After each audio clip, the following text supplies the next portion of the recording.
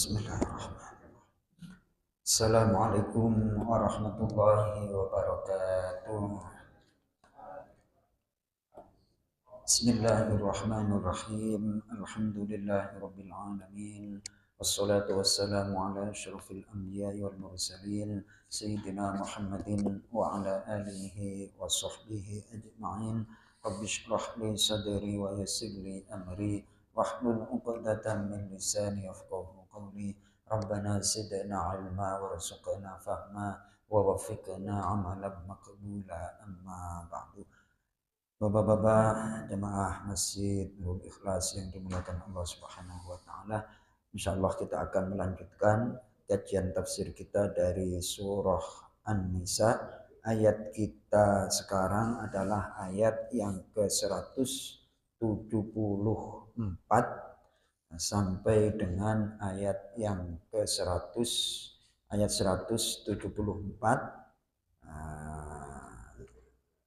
174 dan 175. Temanya adalah Nabi Muhammad sebagai bukti atas kebenaran agama Islam. Dan itu kita awali dengan membaca Al-Quran surat Al-Fatihah. Mudah-mudahan Allah Subhanahu wa taala membuka semua kebaikan untuk kita, memberikan ilmu yang bermanfaat di dunia wal akhirah. Ala hadhihi niyyah wa ala kulli niyatin salihah. Ya Allah, Al-Fatihah. A'udzu billahi minasy syaithanir rajim. Bismillahirrahmanirrahim. Alhamdulillahi rabbil alamin. Ar-Rahmanir-Rahim. Maliki yaumiddin. Iyyaka na'budu wa iyyaka nasta'in. Ihdinas siratal mustaqim. Siratal ladzina an'amta 'alaihim ghairil maghdubi 'alaihim waladdallin. Amin. Baik, kita nikmati membaca Al-Quran terlebih dahulu. Ayat yang ke-174, ya ayyuhan nasu. A'udzu billahi minasyaitonir rajim. A'udzu billahi minasyaitonir rajim. Bismillahirrahmanirrahim. Bismillahirrahmanirrahim. Ya ayyuhan nas qad ja'akum burhanun mir rabbikum. Ya ayyuhan nas qad ja'akum burhanun mir rabbikum wa anzalna ilaikum nuran mubina wa anzalna ilaikum nuran mubina. فأما الذين آمنوا بالله واعتصموا به فأما الذين آمنوا بالله واعتصموا به فسيدخلهم في رحمة منه وفضل ويهديهم فسيدخلهم في رحمة منه وفضل ويهديهم إليه صراطا مستقيما ويهديهم إليه صراطا مستقيما. Sadaqallahul azim. Allahumma arhamna bil Qur'an. Baik, Ustadz udah diulangi dari ain itu, dari ain, dari layas tangkifa biar agak banyak tuh bacanya. Dari ayat 172.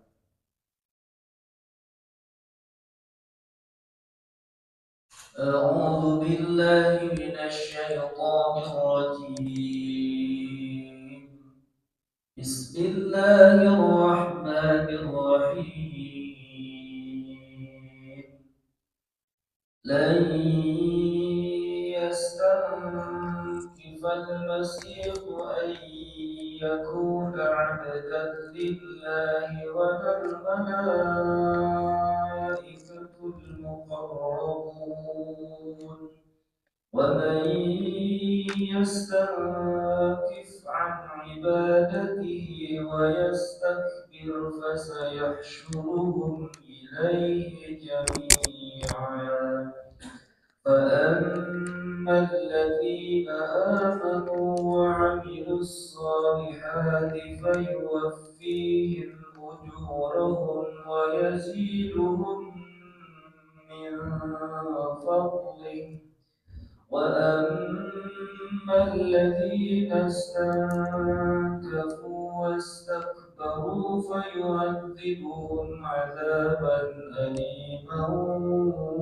ولا يجدون لهم من دون الله وليا ولا نصيرا يا أيها الناس قد جاءكم برهان من ربكم وأنزلنا إليكم نورا مبينا فأما الذين آمنوا بالله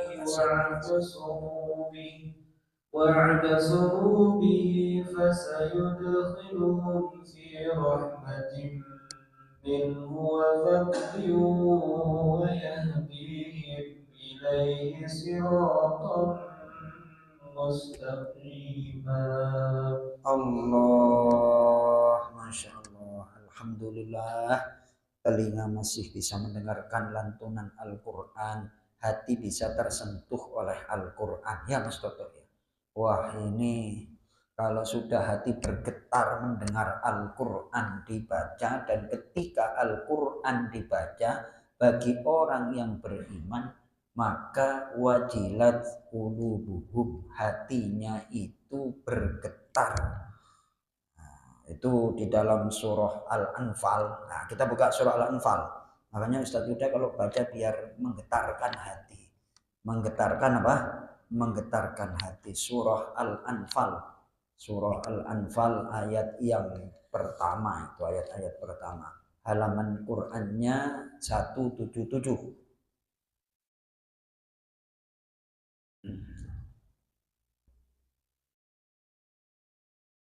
Silakan Ustadz Yuda, ayat yang kedua, halaman 177 ini yang biasa dibaca oleh Pak Ustadz Turibah. Tapi sekarang Ustadz Yuda yang baca innamal mu'minuna, ayat 2 langsung. Nanti Mas Toto yang mengartikan.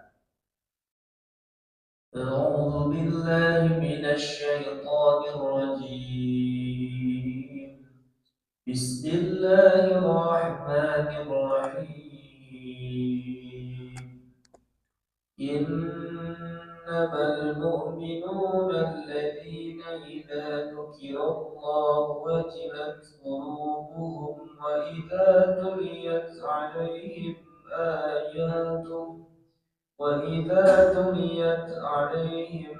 آياته زادتهم إيمانا وعلى ربهم يتوكلون. Allah. Sesungguhnya orang-orang yang beriman adalah mereka yang apabila disebut nama Allah gemetar hatinya, dan apabila dibacakan ayat-ayatnya kepada mereka bertambah kuat, dan hanya kepada Tuhan mereka bertawakal. Masya Allah. Jadi ketika Al-Quran dibacakan akan menambahkan iman. Kalau sudah iman, ujungnya adalah kita mudah untuk bertawakal, berserah diri setelah kita berusaha kepada Allah. Insya Allah orang kalau imannya kuat, gak gampang stres. Orang stres itu gara-gara kenapa Mas Toto? Imannya tipis apa imannya tipis, gampang stres. Karena sandarannya itu bukan kepada Allah, sandarannya kepada selain Allah. Baik, kita kembali ke surah An-Nisa. Temanya adalah Nabi Muhammad adalah sebagai bukti kebenaran agama Islam. Hubungan ayat 174 dengan ayat sebelumnya Pak Mandra adalah sebagai berikut. Ayat-ayat yang lalu menolak semua keterangan dan dalil kaum Nasrani tentang anggapan mereka yang batil tentang Isa alaihi salam. Kemarin saya ngaji Zoom itu diskusi seperti ini. Ini pakai nalar aja lah, pakai nalar aja. Ustadz Yuda itu sebelum dilantik dapat status sarjana, nulis dulu skripsi, kemudian melalui beberapa proses, kemudian sidang. Betul apa enggak? Diuji materinya. Materinya apa? Diuji. Nah, materinya orang Nasrani itu, ya kamu bikin apa? Nah, kesimpulanmu apa? Nah, ini apa? Nabi Isa adalah Tuhan. Terus ditanya sama penguji, Tuhan itu harus mempunyai sifat sempurna apa enggak? Harus. Sifat sempurnanya diantaranya adalah maha hidup dan maha kuasa. Lah katanya Tuhan Yesus mati. Kalau mati gimana nolong? Kira-kira bisa jawab bulat apa enggak itu jawabannya kan kayak gitu. Ayo. Lah kalau yang mendasar aja bulat, lah gimana? Diujikan itu harus bisa diterima oleh nalar. Sementara perguruan tinggi Islam, agama Islam ini ada jurusan hadis, ada jurusan tafsir, ada fikih, ada sejarah, terus ada macam-macam lagi. Dan itu bisa dicerna oleh konsep keyakinannya orang Nasrani, Trinitas, bulat apa? Nah kira-kira tertolak apa enggak itu? Kalau bikin tesis Mas Toto kira-kira itu keesaan atau ketuhanan Isa, enggak ada. Didoktrin aja.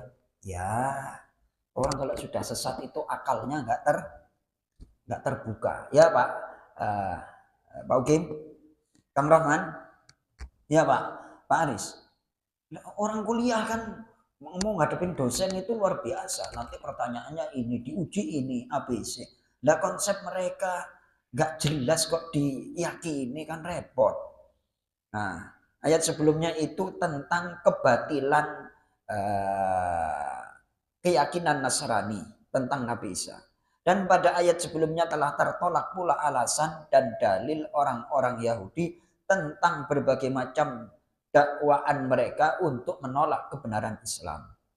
Maka pada dua ayat berikut ini dikemukakan seruan kepada manusia seluruhnya agar mereka mengikuti agama yang benar dan menjadikannya pedoman hidup untuk mencapai kebahagiaan di dunia dan di akhirat. Baik Pak Mandra. Ayat 174. Bismillahirrahmanirrahim. Ya ayyuhan nasu, wahai manusia, qad ja'akum, sungguh telah datang kepada kalian burhanum, bukti kebenaran Muhammad, mir rabbikum, dari Tuhan pencipta kalian. Stop. Jadi Nabi Muhammad itu di dalam Al-Quran disebut juga burhan. Apa? Burhan itu artinya adalah tadi dibaca oleh Pak Mandra, kebenaran. Kenapa Nabi Muhammad itu dinamakan burhan yang namanya adalah kebenaran? Di sini diberikan penjelasan adalah sebagai berikut.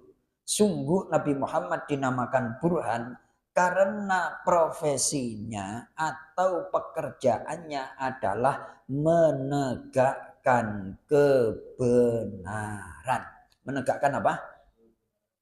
Bukan teori salah malah dipertahankan. Teori salah itu adalah tentang keesaan Nabi, ketuhanan Nabi Isa. Itu teori dari mana, Bos? Teori dari mana itu? Nggak harusnya itu ditinggalkan teori, malah dipegangi. Aduh, Masya Allah. Ternyata hidayah itu mahal, Mas Toto. Hidayah itu apa? Hidayah mahal. Hidayah itu harus ternyata membuka hati, membuka pikiran. Menegakkan, karena dinamakan burhan, kebenaran, karena li'anna hirfatahu iqamatul burhan. Karena profesi atau pekerjaannya, tugasnya, usahanya Nabi Muhammad adalah menegakkan kebenaran. Dan juga wa ibtalil batil, menghilangkan kebatilan. Lanjut. Wa anzalna, dan kami telah menurunkan ilaikum, kepada kalian, nuron, cahaya Al-Quran, mubinan, yang terang jelas. Baik. Wa anzalna ilaikum nuron. Nur di sini adalah yang dimaksud Al-Quran, yang Al-Quran itu mubinan, memberikan penjelasan, yakni memberikan penjelasan kepada siapa? Ya kepada manusia dan jin. Dinamakan nuron karena Al-Quran itu adalah sebab sampainya cahaya iman ke dalam hati. Tapi sebagian manusia ada yang beriman, dan sebagian pula manusia ada yang kafir atau ingkar. Bukan nggak sampai, akan tetapi menolak. Menolak itu artinya apa? Kayak gini nih. Ini kafir itu kayak gini nih, gampang bener itu. Mak, kamu ini cahaya nyampe ke muka saya, muka kita apa enggak? Sampai ya. Ini cahaya ini sampai apa enggak? Nyampe. Tapi kalau diginikan, ini kayak gini tuh namanya kafir. Bukannya dia enggak dapat hidayah, tapi dia menutup hatinya untuk sampai. Itu namanya kafir. Sampul buku bahasa Inggrisnya apa, Mas Toto? Sampul buku, kafir. Itu katanya berasal dari bahasa Arab. Kufur, kafir, menutup. Ini kan sampulnya. Tertutup. Bukannya nggak sampai, tapi menutup diri. Masya Allah, nggak gampang itu. Nerima kenyataan itu nggak gampang. Ya, kafir itu ya bertingkat-tingkat. Yang paling besar dosanya itu adalah tidak mengakui Allah.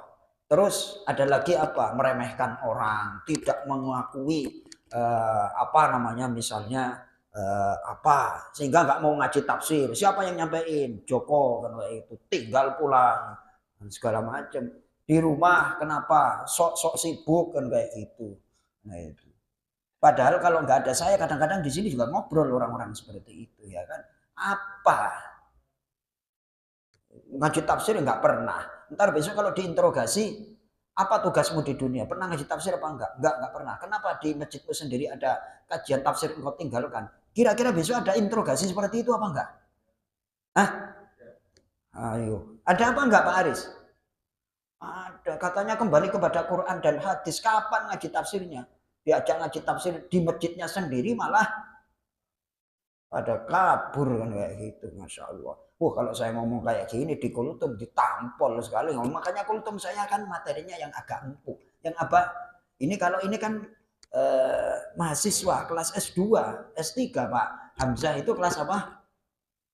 Ini kelas mahasiswa S3 ini, makanya materinya agak-agak lain. Kalau kultum ya janganlah Pak Hamzah, Pak Heri Gunawan kan bukan kelasnya itu. Kelasnya ngaji tafsir. Jadi materinya kadang-kadang nonjok, kadang-kadang apa? Nonjok. Ditonjok itu biar sadar. Benar Mas Toto?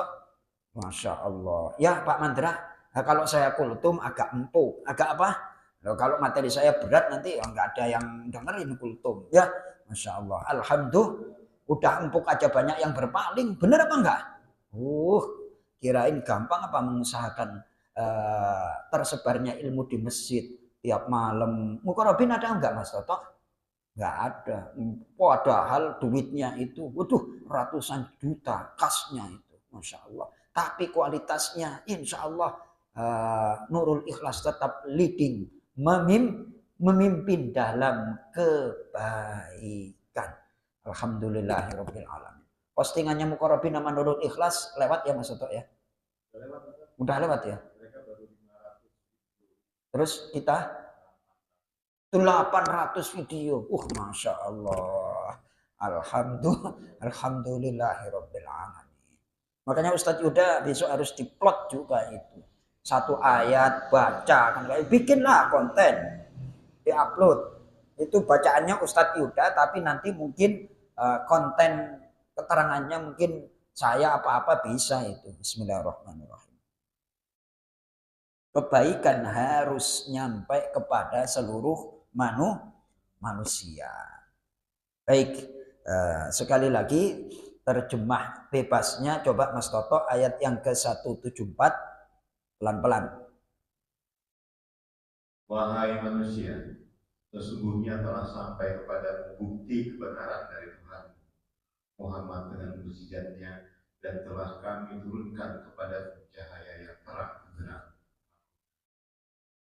Adapun orang-orang yang beriman kepada Allah dan berpegang teguh kepada agamanya, maka Allah akan memasukkan mereka ke dalam rahmat dan karunia darinya, surga, dan menunjukkan mereka jalan yang lurus kepadanya.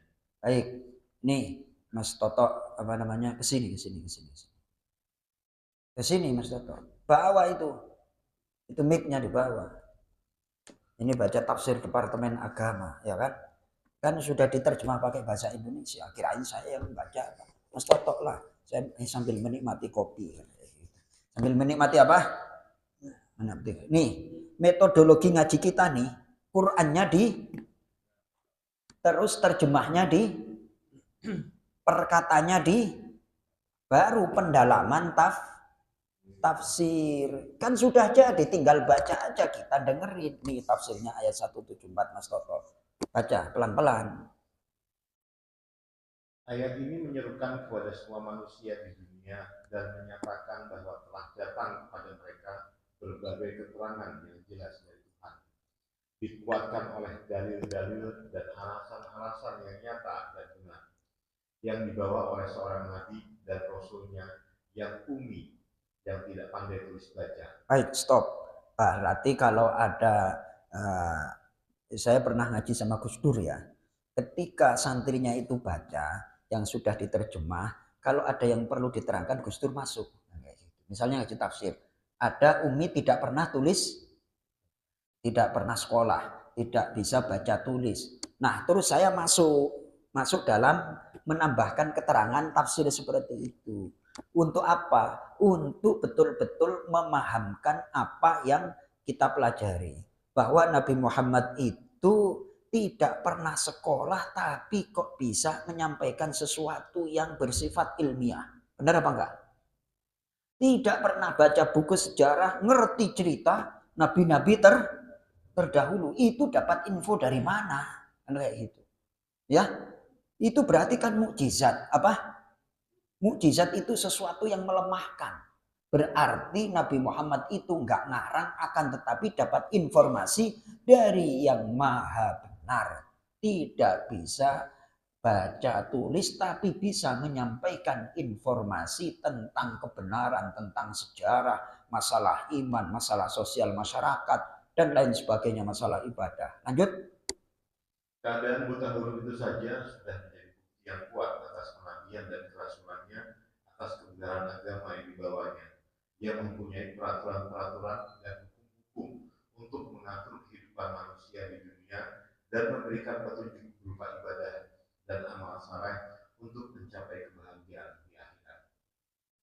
Bagaimana seorang ummi yang tidak pernah belajar di sekolah, apalagi untuk membaca buku-buku, dan tidak pernah di masa kanak-kanak dan di masa mudanya mengikuti langkah-langkah dan kebiasaan-kebiasaan anak dan pemuda-pemuda di masanya, tidak pernah menghadiri malam-malam senda gurau, malam-malam panjang. Biasa mereka bercerita dan bercengkrama mengenai adat istiadat, sejarah nenek moyang, dan kejadian-kejadian penting di kalangan mereka, seperti peperangan, permusuhan, dan lain sebagainya, dapat menceritakan sesuatu yang berharga dan tinggi nilainya. Stop. Jadi Rasulullah itu jarang bergaul kongko-kongko dengan komunitasnya. Di satu sisi itu bisa menjadi katakanlah tentunya sebagai penjagaan Allah terhadap sikapnya Nabi Muhammad. Itu satu. Yang kedua, tentunya nggak pernah bergaul itu menjadi satu mukjizat. Di satu sisi yang pertama tadi untuk menjaga diri. Oh, dia pernah kongko-kongko, diskotik, lalu habis itu jadi ustadz, kan nggak enak juga Mas Toto. Benar apa enggak? Ada orang backgroundnya terus pernah ke diskotik, pernah ke apa segala macam, terus tiba-tiba khutbah di masjid Nurul Ikhlas. Kira-kira kita nerimanya juga nggak nyaman. Lah, bentuk seperti itu termasuk penjagaan dari Allah Subhanahu wa Ta'ala. Lanjut Mas Toto. Bagaimana seorang ummi yang demikian keadaannya akan dapat membawa suatu kitab Al-Quran yang di dalamnya terdapat syariat yang mulia dan amat tinggi nilainya, dibawakan dengan gaya bahasa yang sangat tinggi pula mutunya, dan sepanjang zaman tidak dapat ditiru dan ditandingi. Al-Baqarah ayat 23, Yunus ayat 38, Hud ayat 13, dan Al-Isra ayat 88 oleh pujangga-pujangga bagaimanapun besarnya. Ini adalah suatu tanda bahwa bukti atas kebenaran agama yang dibawanya. Bahkan tidak ada orang yang dapat membantah bahwa Al-Quran itu adalah suatu mukjizat yang abadi, yang selalu dapat menguatkan dan membenarkan agama yang dibawanya itu. Maka Allah menamakan Al-Quran itu cahaya yang terang benderang, yang memberi petunjuk kepada manusia, mengeluarkan mereka dari kegelapan syirik kepada cahaya iman. Al-Baqarah ayat 257, dan menegakkan dasar-dasar tauhid yang telah menjadi tugas para rasul sebelum Muhammad SAW. Para rasul sebelumnya telah menyeru umatnya dengan bersungguh-sungguh kepada agama tauhid, dan telah banyak pula pengikut mereka. Tetapi ternyata sesudah mereka meninggal, para pengikut itu telah merusak dasar-dasar tauhid itu dengan mencampur adukannya dengan beraneka ragam kemusyrikan, seperti menyembah berhala, menyembah binatang dan matahari, bahkan menyembah arwah-arwah dengan memujanya dan memanjatkan doa kepadanya. Akibatnya manusia terjerumus ke lembah syirik dan hanyut di bawah arus berbagai macam paham yang sesat dan menyesatkan, sehingga mereka kehilangan pedoman dan tidak tahu lagi mana yang baik, mana yang buruk, mana yang benar, dan mana yang salah. Dalam keadaan gelap gulita seperti inilah Al-Quran diturunkan sebagai cahaya yang menerangi mereka, sehingga manusia dapat berpikir kembali dan menyadari bahwa jalan yang mereka tempuh selama ini adalah jalan salah yang membawa kepada kerusakan dan keruntuhan. Dalam ayat lain, Stop, Mas Toto. Di Nusantara ini kita harus akui bahwa pendahulu-pendahulu kita bersyukur kita dilahirkan dari orang tua yang beriman dan berislam dengan baik. Betapa orang-orang zaman dulu kan karena nggak ada dakwah, bener apa enggak? Sehingga mereka kalau ke pohon beringin, ini dikasih sesajen dan segala macam. Kenapa bisa seperti itu? Tadinya nyimpang dua Mas Toto, kayak gini nih. Misalnya lurus, terus akhirnya ditinggal mati, orang tuanya nyimpang. Ditinggal mati, nyampe ke cucu tambah, kira-kira tambah bener apa tambah nyimpang? Tambah belok kan kayak gitu. Di Jawa, di Sunda dan segala macam. Bener Pak Aris? Ditinggal Pak Aris, agak nyimpang. Misalnya nih, ditinggal terus anak kita agak nyimpang, jangan dulu lah. Terus akhirnya sampai ke cucu buyut, kira-kira nyimpangnya itu semakin jauh apa enggak? Nah, butuh yang namanya pendakwah untuk meluruskan keyakinan mereka, karena manusia itu makhluk psikologis, punya sifat untuk niru orang-orang sebelumnya. Kalau nggak dilempengin Al-Quran, Wah repot. Berarti kita ngaji Quran itu luar biasa apa enggak? Menjaga iman, menjaga akidah dan seterusnya dan seterusnya. Kalau nggak ada kajian terus gimana Mas Toto? Lanjut. Dan ayat lain Allah berfirman, saya bacakan artinya saja. Dialah yang menurunkan ayat-ayat yang terang Al-Quran kepada hambanya untuk mengeluarkan kamu dari kegelapan kepada cahaya. Dan sungguh Allah Maha Penyantun, Maha Penyayang. Al-Hadid ayat 9. Dengan demikian jelaslah bahwa Nabi Muhammad SAW yang ummi pembawa syariat yang sempurna untuk kebahagiaan dunia dan akhirat tidak mungkin bukan seorang nabi dan utusan Allah. Dan jelas pula lah bahwa Al-Quran yang diturunkan kepadanya bukan buatannya, tetapi benar-benar wahyu dari Tuhan semesta alam. Ayat 175. Ayat ini memberikan ketegasan kepada manusia sesudah menyatakan bahwa Muhammad adalah Rasul Allah dan Al-Quran adalah cahaya dan petunjuk yang diturunkannya. Siapa saja yang beriman kepada Allah dan berpegang teguh kepada ajaran Al-Quran akan dimasukkan ke dalam rahmatnya, yaitu surga, dan akan selalu berada dalam lindungan karunia-Nya. Suatu rahmat dan karunia yang tidak dapat dibayangkan oleh manusia, bagaimana besar dan mulianya.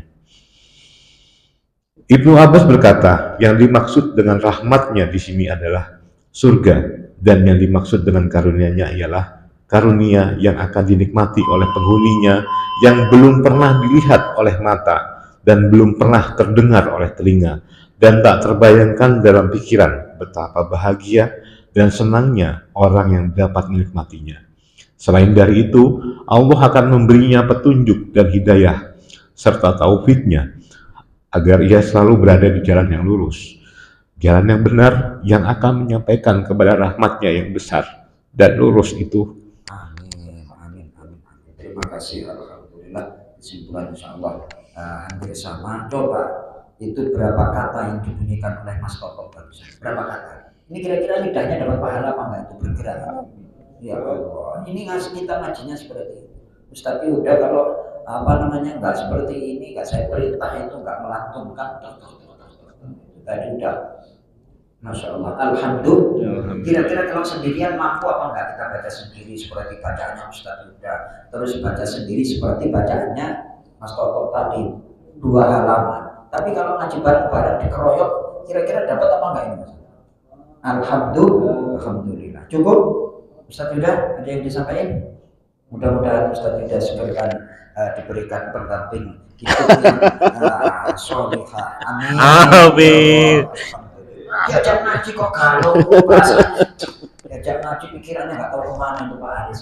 Ternyata memang orang punya pasangan hidup itu bikin sakinah, bikin tenang, setenang-tenangnya Ustaz Yuda, badannya yang tenang, pikirannya alhamdulillah. Kita tutup dengan doa kafaratul majlis. Subhanallahumma wa bihamdika asyhadu an la ilaha illa anta astaghfiruka wa atubu ilaik. Assalamualaikum warahmatullahi wabarakatuh. Waalaikumsalam.